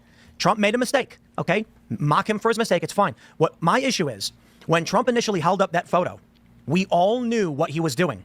And liberals were arguing that was a real tattoo. Let me try and say this one more time. In that photo, what did I just pull? I pulled that you had the image. I think I pulled up. When Trump held this image up right here, all of the media argued that this crude Times New Roman was a literal tattoo on his Maybe he hand. read that in the but news. Trump had photoshopped it. They said Trump posts altered image. I guarantee you Donald Trump does not use Photoshop. Now that Trump made this gaffe, all the liberals came out of the woodwork and they were like, "Ha ha, we knew the whole time that it wasn't a real tattoo." So I think let him laugh, and that's why Trump, if he acknowledges it, owns the mistake, and apologizes, like laugh as much as you want. He's the bigger man. That's a huge talent. think He doesn't need to apologize. Need to, but he's going to look like a great guy if he does. No. Well, I okay. do think there's also a reality where Trump says something later on. Like, look, Trump was asked by Goldberg about whether he's going to run for a third term. He said no. He was like, "Look, I know a lot of people, they chant 3 and they chant a third, but it's not something we're actually going to do." And he was like, "We're just, he's like, it's a goof, basically." They're like throwing people off the scent. They're doing so No, much. I mean, Trump did the Putting out- Trump 2028 because it's funny and he knows people are going to buy it. It's a troll. And maybe it's when somewhat Trump was legitimately asked by Goldberg and the Atlantic journalists, he said, "No, like, very calmly said, we're not doing that. We're not going to look at it." He's like, maybe I'd like to, but it's very hard, so I don't think it's going to happen. It's not something we're pursuing. We're not looking into it at all. In this regard, the issue is Trump made a mistake. Terry Moran, as a journalist, decided to be adversarial and argue with him instead of saying, "This is an opportunity for us to get to the truth. Why don't you pull up that photo right now and let's take a look?" Then he would have looked at it and said, "Mr. President, do you believe that M was actually on his hand?" And Trump would have said, "Yes." And then he would have said, "Can we get someone from your this is an image that was created to represent what those symbols mean." That would have been tremendous for all of us. That would have been tremendous. for the ratings and for So everything. Trump made a mistake. He can own that. I got no problem saying it. Trump's made a lot of mistakes. Trump launched 59 Tomahawk missiles into Syria, a much worse mistake. But the thing is, journalist, I don't think he'll admit That's it the though. thing. The guy's Trump is real. very proud. I don't think he'll admit it. He's just going to let it kind of I don't know. continue I don't on. know. Trump sometimes he makes fun of himself a lot. Yeah, I don't know, man. I don't know about this. I don't know if he'll say, "Oh, it was a mistake." Hold on. Here's another reality. issue. Another reality is Trump is intentionally lying. Yeah, that was Intentionally something lying? people said that. They're like, he's playing 9D chess. I'm like, I don't know. He Well, said no, it like I mean- 5 times in the interview. Look, I guarantee you, Democrats are like, "Haha, Trump thought it was real." I'll say, "No, he knew it was fake. He's lying to you." What are they going to say? "No, he's not. He's telling the truth." Oh, he's telling the truth. There is, I believe, my personal opinion is Trump genuinely made a mistake. He thought that photo was real. It's okay. People make mistakes. It's a stupid mistake to make, but whatever. However, there is a possibility Trump is saying this because he knows there's a lot of people who aren't going to check. And then he says, "This is why people don't trust you anymore." And there are going to be a lot of Trump supporters who are like, "Yup, he literally had MS-13 in his hand, and the journalist lied." Yeah, Jesus. I mean, it's which is why I think that he might not. I think he should come out and clarify, say, "Hey, look, this was a mistake. It was symbolism." But I don't think he will. He's just going to kind of let it die down and move on. By the way, there It's were not a at least, big deal. at least Yeah, I don't 3 think he's amazing going to. clips I in don't this think interview. he's going to feel like I don't need to clarify this. Yo, this interview was amazing. Can we pull up the more fun stuff? But again, I give him credit for doing these adversarial interviews because the Democrats don't do this. Here we go from Deadline. Biden on Fox, never. Let's grab the story. We got this from Deadline. Frankly, I never heard of you. A testy Donald Trump tussles with Terry Moran during contentious ABC News interview. That was great. But then we have this. Listen to this. This is gold. Do you think the reputation of the United States has gone down under your presidency? No, I think it's gone way up, and I think we're a respected country again. We were laughed at all over the world. We had a president that couldn't walk up a flight of stairs, couldn't walk down a flight of stairs, couldn't walk across the stage without falling. We had a president that was grossly incompetent. You knew it, I knew it, and everybody knew it, but you guys didn't want to write it because you're fake news. All right. Thank you. By the way, ABC. No, wait. The best part. Listen to what Terry Moran says. All right. You knew it, but you guys didn't want to write it because you're fake news. All right. Thank you. And by the way, ABC's one He of thanked him. Yeah. He said thank you. the worst. I have to be honest with you. You know what? Thanks. That's the only Do you reason he think gave this the interview. Now that I think reputation- about it, he just want to tell them to their face, you guys are fake news and you guys suck. That's the only reason he did this interview. Terry Moran said, all right, thank you. Yeah. Jeez, bro. He was like, I hate ABC. Let me get the guy that I'll have the least problems with. It's almost just like so I he's can say that scared you guys about are getting fake news." fucking You can tell- sued. Anytime he gets a chance to make fun of Biden, Or which is having hilarious, their by the parent way, company he takes merger it and then destroyed. he wanted to tell ABC that they suck to their face. Yeah, and he should. That's the only reason he did it. It was the right thing for Donald Trump to do. The media has been derelict in their duty for they were derelict in their duty for 4 years. They covered for Joe Biden when he was incapable of doing his job. So you know, it's crazy because prior to Trump coming into office, like politics wasn't this interesting and fun and funny. Like I remember when before Trump came in, right? If you look at the Mitt Romney and Barack Obama debate, they were so posh, great decorum, so polite, really didn't insult each other, right? And then you go fast forward to like Trump versus Hillary and then Trump versus Biden, and he's like saying like, well, I don't know what he said, or he's saying like, I would lock her up. Like he completely, as much as people you could hate or love Trump, what you got to admit though is that he revolutionized politics and definitely made it more interesting and entertaining. The biggest zing in the Obama and Romney debate was when Obama said the 1980s want their foreign policy back because Romney correctly said that Russia was a geopolitical rival. And then the biggest zinger in the Hillary Clinton Trump debate was definitely I'll put her in because jail. you'd be in jail. Yeah, you'd be in jail. When you said about the tax breaks. Yeah, I do want to interject a little bit. You said they were derelict in their duty. They were complicit. Fair enough. Fair enough. Derelict is actually, I understand what you were trying to deride them, and I respect that. But derelict is a cover-up. They were complicit, yeah. They were complicit. Totally true. Joe Biden, there's this video. I got to pull it up again. It was, it's so good. It's so good. How do I find it? It's just the way he always makes fun of him. What was that? Was that a CPAC you cooked him for like 30 minutes? Like made fun of Joe Biden for like, it's just funny because like before Trump coming into politics, it was like completely a big no-no. Yeah. So personally insult your political rival, like it was frowned upon, right? Even if you hated each other, there was like a certain level of decorum. He completely got rid of that and it's hilarious now. Let me play. I'm going to play this clip for you guys. We're doing a best of. Here's a best of Joe Biden. Best of. You got the vaccination? Epic time. Are you okay? I mean, you see, no, it works. Or or the mom and dad, or the neighbor, or when you go to church, or when you're. No, I really mean it. There are trusted interlocutors. Think of the people. If your kid wanted to find out whether or not there's a man on the moon or whatever, something, or, whether those aliens are here or not, who are the people they talk to beyond the kids who love talking about it? You know what's crazy? You know what's crazy, dude? Like if you watch, Wait, there are so many things that you could clip Biden for to make fun of him. Doesn't that make sense? Doesn't he? Isn't he saying? It sounds like he's saying something about like if there are conspiracy theories abound and you're not going to talk about them, he's going to talk to the guy that loves conspiracy theories. That was actually like a coherent thought. Wait, what? If your kid wanted to find out whether or not there's a man on the moon or whatever, something, or whether those aliens are here or not, who are the people they talk to beyond the kids who love talking about it? You know what's crazy? You know what's crazy, dude? Like if you watch, speaking of going back in time, if you watch Biden, I think it was against Sarah Palin back in like 2008 or something like that. Completely different guy. Yeah. Completely, sound mind, very good, good speaker, sharp as hell. Like when you look at how he used to speak and how he used to be to now, it's like, is this even the same guy? My theory is that Biden's planning on retiring to play poker. And so he's created this public persona of infirmity and ineptitude. People are going to be pushing him all day. He's at the table, and he's like, oh, what do you mean? Hey, sir, you're a king. And then they're like, this guy's nothing. I called. Too late, I guess. I guess I'm calling. And they're like, I got you. I got trips. And he goes, oh, I got a full house. Yep. Like when wait a minute. You ever see the episode of The Fresh Prince where his Uncle Phil pretends he can't play pool? He's like, I don't know what I'm doing here. and then all of a sudden they're like, oh, well, I'm a pool shark. Now I'll say he made the bet. I was like, oh, and you start cooking him. All these people in the media, they were like, look, behind closed door, Joe Biden's better than he's ever been. Joe Scarborough said this version of Joe Biden is the best version he's ever been. So when we played this video for you. So you could believe that had you not heard him speak before. Because I'm telling you, a lot of people forget. He was vice president under Obama. He was super sharp. Now you look at him and you're like, what the hell is this? But this is the issue. Do you watch the new Doug Polk video about Twitch streamers getting scammed by ACR? Nope. Chuck Todd recently came out and said, the narrative that the media missed this story is a right-wing manufactured narrative. It didn't happen. Chuck Todd is developmentally disabled. Because if he watched this clip and concluded that Joe Biden is of sound mind, then he's developmentally You want to know when he's was evil. $30 million Twitch scam. $30 million in unpaid debts, contracts breached, promises broken, Oh my and God. multiple lawsuits. What? Shocking accusations of What? cheating in poker games, corporate fraud, What? and gambling What? with investors' money. And caught in the middle of it all, some of the biggest Twitch streamers and YouTubers in the world blatantly scammed out of Oh my God, we got millions of epic dollars. music and everything. But who is responsible for all of this financial destruction? And what can be done to repair the damage?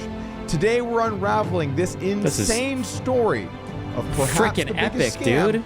in the history of Twitch and YouTube sponsorship. He had no money, he was cheating, he was a scammer. This looks too good to be true. ACR not paying out anybody. Dude, I'm so good with scammers. Slicker paid me back when I lent him money. always got all my payouts from ACR. Hell yeah. Story of America's Card Room. That company refused to pay me out? This story is fascinating and takes many twists and turns. And we're going to get into a lot of different details of some famous people that you've probably heard of. But before we do that, it's important to understand what is at the heart of this. Essentially, many different influencers around the world signed up to promote a poker website. And when it came time to pay the bill, they didn't get paid. Damn. Allegedly. You're probably going to hear me say allegedly a lot today. That poker site that didn't pay some of these large influencers is known as America's Card Room, or rather ACR. Extremely popular online personalities such as Ludwig, Amaranth, Hikaru, Summit 1G, Alexandra Botez, QT Cinderella, and even members of the Mr. Beast crew have all promoted America's Card Room over the last few years. They even got Mr. That might Beast's sound like crew enough on this. big names in its own right, but there are actually a lot more large personalities that ACR worked with, including Justin Wong, Soda Poppin', Destiny, Boxbox, Gotham Chess, Virtual, Extra Emily, Pay Money Wubby, Lakari, Simply, Tectone, Nico Lol, and Jay Schlatt. That is by all means an impressive list. Can you believe that that's everyone that promoted this website? Well, if you did believe it, you'd be wrong, because there are many even more. more. This Oh list my might not God. even be half of them. In fact, we found more than 80 creators here that have promoted this poker website. The total number of people promoting it, likely in the hundreds. We've got everything from chess players to variety streamers to speedrunners to many different pro gamers in Counter-Strike, Street Fighter, League of Legends. Every single corner of live streaming has been affected. Actually, I could probably think of some corners that maybe have not been affected. They did put some very notable names on board. You will see this on YouTube from time to time, where there's some hot new product that everyone is marketing and you basically can't watch a YouTube video without escaping it. Influencers will go to any length to make a quick buck, which is why I'd like to talk to you about Club WPT Gold. Club W? The newest poker site in the US market. And if you sign up today using my code Doug, wait, I'm doing the thing now, aren't I? Where was I? But back to ACR, I can only imagine how much this cost. I mean, to get some of these people on board, what would it cost for them to promote your gambling platform? You'd have to imagine that number is in the millions. Well, not so fast, my friend, because recently some of these influencers have come forward and said that they were never paid for their work. This caused a domino effect of drama that spilled out across social media, revealing that, in fact, millions of dollars went unpaid. And we'll get to that. But for now, let's start at the beginning. What is America's Card Room? America's Card Room is an online poker platform that offers real money games. They offer these games to Americans, which is technically illegal, so they operate outside of the United States. I think it's important to mention there are three kinds of markets. I don't remember. This shit was so long ago. Black markets, gray markets, and just legal markets. Some businesses will operate in an area where they feel they have a strong legal argument to do so. It's untested or perhaps unknown, but they believe that their business is legal and thus they can operate in that entity until challenged otherwise. Then you have black market businesses which are operating illegally and hoping to either not get caught or basically not risk being in the United States. ACR is in that category. In 2011, the United States banned online poker, with the three major platforms all going down and being seized by the US federal government. Since that day, we have not seen widespread US poker until the existence of sweepstakes poker sites. Essentially, a traditional model like America's Card Room is illegal, taking money and gambling with it. But new online poker websites like Club WPT Gold use a sweepstakes model, which is a legal loophole in order to offer poker online. Using this loophole, we can offer millions of dollars in promotions, such as this summer's Gold Rush. That's right, Club WPT Gold is going to have a $1 million free roll at least for people who sign up using... Wait. God damn it, I was doing it again. America's Card Room has existed for some time. In fact, I remember playing on this site over a decade ago. And to their credit, I will say that most players, or all players that I'm aware of, have been paid out their balances when they withdrew from the website. But, this is a pretty big but, there have been countless issues over the years with different areas of their security, or perhaps the way they have conduct with their ambassadors. And there have been many, many different scandals regarding bots, essentially having computers play on their website to win money from real humans that other people are using. It's important for the website to catch these people to prevent cheating, and it seems like ACR may have not been doing the best job there. The CEO of ACR is Phil Nagy, and he is central to this entire story. He's a lovable goofball who enjoys social media, virtual reality entertainment, and hiding out in Costa Rica. Influencer marketing is a major part of Phil Nagy's strategy. In fact, in 2024 alone, he says he paid over $30 million. Oh wait, is this like was this my contact? It might have been a content creators. Over the period of a year, what I paid 2 influencers. Are you able to divulge that amount? Over $30 million. $30 million in 1 year alone paid out to influencers for a poker company. That is a crazy high number. That's crazy. This number's so high that some people may be questioning their contracts with their own poker websites they represent on their YouTube videos. But anyway, that number, 30 million, ends up being pretty interesting. And that's because it's about to come up again later. XQC, dude, I know one him. of the biggest streamers in the world, says that he turned down a deal from ACR to stream just 4 hours for $1 million. I don't know if you saw the other site that all the other streamers who were also at the forefront of anti-gambling were all getting sponsorships by. That site ended up scamming people. Damn. The one that we didn't take it. Yeah. The one that declined. Oh my god. I told everybody in my agents, everybody that knew about the deal. I said it. This looks too good to be true. I wouldn't do it, right? And they ended up not paying out anybody. ACR, America's Card Room. They ended up. Wait, when were the dates for this? I did so many ACR deals. I always got paid out, and I feel like everybody I know always got paid out too. Was this happening? Were some people not paying out nobody for all the sponsorships? People. How much were the deals? How much were they? It was gonna be like two small stream segments. It was $1 million. As soon as you try to get back into the round, for like, I don't remember, like 4 hours. Imagine being offered $1 million for 4 hours. I didn't get paid that and much. saying no. That means you must have a real reason not to. And maybe XQC was just ahead of the curve when it came to ACR. You might be starting to piece together different parts of this story. It seems like ACR might not be the most reputable company, and creators didn't get paid for millions of dollars. But here's where things start to get a little bit messy, because Phil Nagy worked with a middleman to sponsor these creators, and it's unclear which one of these two men is ultimately at fault. Scott Ball is the founder of Endgame Talent, a talent management agency. The partnership between ACR and Endgame Talent appeared to begin in 2021, and it did seem like things were going smoothly from an outside perspective. The way that it seemed to work was that ACR would pay Scott, and Scott would recruit the influencers in order for them to promote ACR.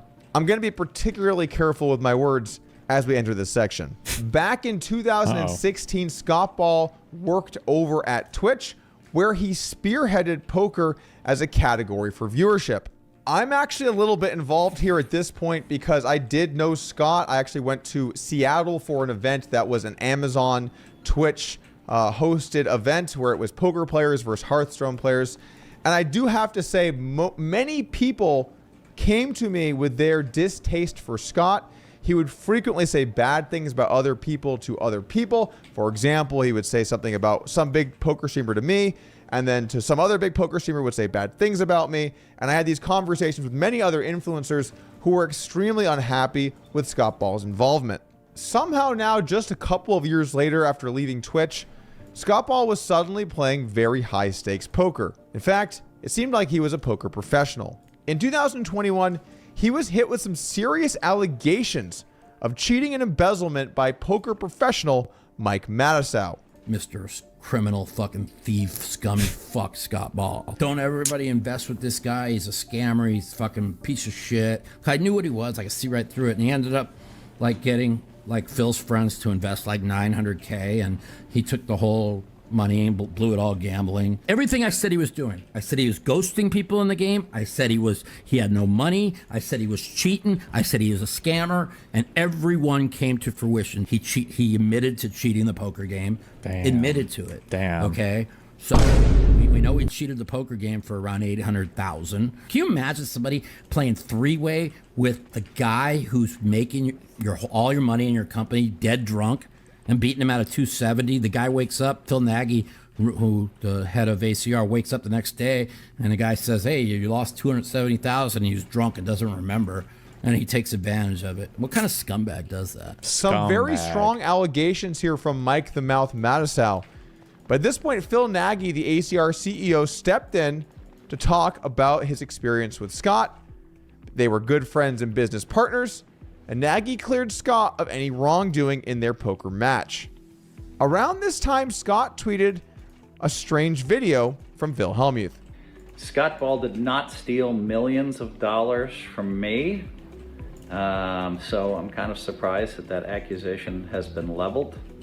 Well, if you didn't steal from me. Scott's done a good job as far as being CEO of Endgame, and keep crushing. I'll note that this is a bit funny that it's posted on Scott Ball's account, yet it is of Phil Hellmuth. Why would Phil not just post this on his own account? We can all just wonder why. Phil Hellmuth is actually also listed as an advisor and investor in Endgame talent, but I wouldn't necessarily read too much into this because Phil is involved in a million companies. Some people just don't know when to stop. They keep working for company after company after company, and before you know it, your name is Doug. I do want to know, while I had some serious issues with Scott a few years back, I ended up talking with him a little bit, and he, as far as I recall, apologized for some of the way he behaved back in the day, and he did come to Lodge Card Club, my card room, and play versus me in a high-stakes heads-up match. So I don't know what Scott is like today, but I can say I've had, generally speaking, a better experience with him lately than I did at the time at Twitch Poker. However, it is still suspicious to me the way that he essentially left Twitch Poker and then came back into the world of poker playing extremely high stakes. In 2024, a viewer on Ludwig's stream asked him which sponsor he most regretted working with. His answer? ACR. The sponsor that I regret the most is a poker company I used to work with called American Card Room. I was only sponsored to play poker. They did have a casino, but I never got sponsored to play the casino, only the poker. Now, you might think I regret it because I was promoting gambling or something. I didn't give a fuck about that. I think poker is a dope game. I think anyone should be allowed to play poker if they're of age and have enough funds and money and understand the game, of course. So I actually don't have a problem with that at all. The reason I regret it is because that company refused to pay me out. Can we see one of your talking cards, and can you show us how you format them? Wait, what? And the money that I earned playing poker, because I won a bunch of tournaments, I would then gamble on their site, and it was so fucking hard to pull the money out. And so if it's hard for me, it means it's hard for the other people who I was promoting it to play poker. And so I stopped working with them because I think they're kind of a dog shit site. That's my one probably regret for companies. It just so happened, as luck would have it, that my video editor Thomas was watching the stream when he said this. Thomas posted the clip to Twitter, and the floodgates opened. Well-known chess streamer Alexandra Botez responded that she also got stiffed by ACR and claimed that dozens of other creators were in the same boat. Amaranth, another well-known famous Twitch streamer with millions of followers, chimed in to say, they also got me, haven't been paid a hefty sum for playing poker on their site per contract, ... Around this same time, streamer Pay Money Wubby was telling his Reddit community a similar story. If this is reference to the money I was receiving for my poker sponsorship, I have yet to receive any money, and this is something being litigated currently. Ooh, we have litigation That's why she had now. to fake the robbery? A lawsuit True. over the money that was failed to pay, allegedly. I must also note the irony to not pay money to Pay Money Wubby. Gotham Chess, one of the Epic. largest chess YouTubers, seems to have been one of the victims as well, but he has since deleted his tweet on the matter. He must be extremely thankful he deleted that tweet, because otherwise he'd be getting covered in this story on YouTube. Wait, entering the next chapter now of this saga, we move Also into the epic. lawsuit. That's right, lawyers are now getting involved, probably in multiple places. A different talent agency, this one called Loaded LLC, was suing Scott Ball and Endgame Talent for $664,000 in damages. Once again, the issue was influencers promoting ACR and not getting paid. The lawsuit claims that Endgame Talent agreed to pay $664,000 for ACR promotions from Lyric, Summit 1G, ACU, DAF, Sure4, Kassen, Slater Kodish, Joe Bartolozzi, and JoJo That Mofo. All of these streamers held up their end of the deal and did 6 hours each of promotions, as these documents allege, from what I understand. We've got a lot of people now getting involved, but it would appear that sometimes even the middlemen need a middleman. The streamers did their promotions between March 2023 and May 2023, with payments due in July and August 2023. Endgame Talent never paid for any of it, as it would appear. Wow. Scott Ball appeared to never respond to these allegations, and Loaded won on a default judgment. Endgame Talent was ordered to pay $718,000. Damn. Essentially the $664,000 plus fees and interest. Scott claims that this happened because his lawyers screwed up. In a quote here from a Poker News article, Ball does not dispute the judgment exists, but claimed it was awarded due to an oversight by his lawyer, who failed to respond on time. In short, my attorneys are handling that and trying to get the default lifted so we can go back to offering a reasonable settlement to pave the road and come to terms that way. That was a mistake on my attorney's part. Attorneys, right? You can't live with them? And what's my next segment? Also, in a motion from Loaded Lawsuit, we can see Scott saying, when I asked Mr. Gangitano, that looks like a made-up name. When I asked Mr. Gangitano how the default was entered and whether he had failed to respond to something, Mr. Gangitano said, yeah, there is no answer on file, which is my fault, and I have no idea how that happened. An advanced legal maneuvering known as, dude, I forgot. So why did Endgame Talent not appear to pay these streamers? Scott says it's because ACR was supposed to pay them, and they breached their contract. In fact, Scott says they scammed him for $30 million. ACR agreed to pay Endgame Talent $3.3 million per month over a period of 9 months, totaling $29.7 million. Scott's job would be to enlist more and even bigger names to promote the poker site. Right off the bat, things got off to a shaky start. The following is what happened to Scott. ACR's chief marketing officer asked if they could break up the first payment into weekly installments and then pause the deal for 2 months. Scott agreed, and over the next 3 weeks, the $3.3 million was paid. These payments were made in Bitcoin. ACR claimed that they were running low on BTC and needed to slow down their tournament prize pools. After the 2-month pause, ACR still wasn't paying and were ghosting for weeks and sometimes months. Eventually, the CMO said he was still waiting on Nagy and that all payments were on hold. ACR... Okay, so at the end of the day, what is this? Just a bunch of streamers got scammed, basically? Or... never made another to pay himself. Who cares? Somebody here is public, said not paid out for their work done at America's Card Room. $10 million not paid out, and now we potentially owed to people not paid out for their work done at That's us. America's Card Room. $10 million not paid out, and now we have these gigantic influencers with large fan bases that might not trust the poker industry at all. We need these kinds of people to help be the voice that gets new players into the game. Poker is always trying to grow, bigger tournaments, bigger events, influencer streams. And are these people really going to join on in if they think they might just get scammed again? Luckily for poker, we do have good actors in the space like World Poker Tour, a well-known brand that has been around for many years, who has now launched their online US-facing poker site, Club WPT Gold. And wait, do they have real money here? if you sign up today with code Doug, you can get in on the action on Gold Rush. This summer, we are doing a $1 million free roll, and we're giving away millions of dollars at the if you win a ticket and a select event. So make sure to sign up today with code Doug so you don't miss out on the action. As a note, I am being paid by Club WPT Gold to promote this platform. Or rather, I suppose I'm eventually going to get paid. They haven't paid me yet, but... Good one. Okay. I'm going on a date. Cinco de Mayo. Celebrate and have fun. Be careful. I love you very much. We'll be back tomorrow. Don't die. Oh, go watch H3H3, yeah.